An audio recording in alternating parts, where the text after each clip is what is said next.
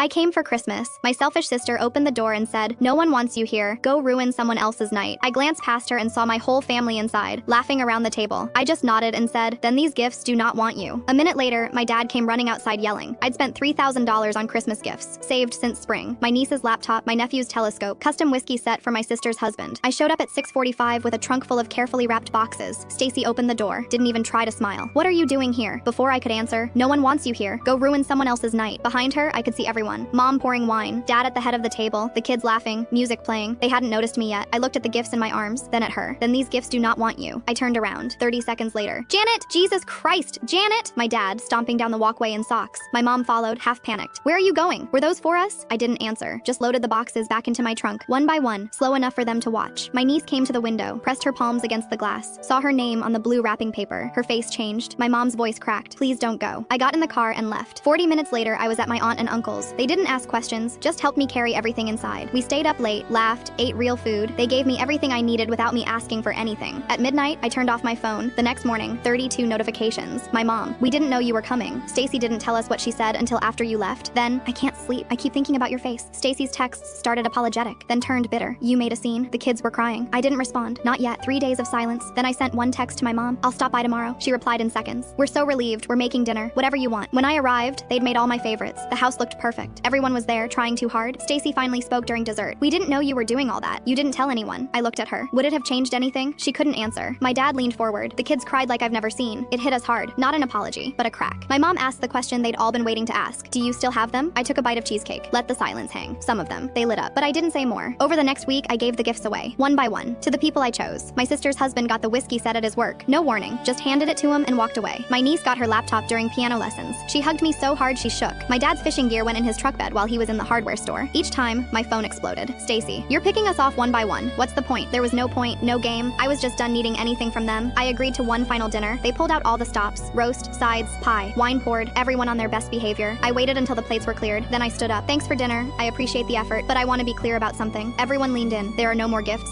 Silence. "What I gave, that was everything. There's nothing else." Stacy blinked. "Wait, all of it's gone?" "Yes." My mom. "Not even something small? For the kids?" "Nothing." The room deflated. I didn't come to negotiate. I came to be honest. I spent years trying to fix things I didn't break. I begged for a seat at a table I was never welcome at. I thought if I showed up, if I gave enough, things would change. They didn't. So now I'm choosing peace. My mom stood. "We've been trying. We've been different. Have you? Or did you just want what I had?" No one answered. I put on my coat. Stacy's voice cracked. "So you just came here to end it?" I came to be clear. I walked out. My mom called after me. "Please don't do this." I turned back. I already did. The next morning, I posted one message to the family group chat. "This is the last time I'll be in contact. I wish you well. Please don't reach out again." No big speech, no meltdown, just a door closing for good.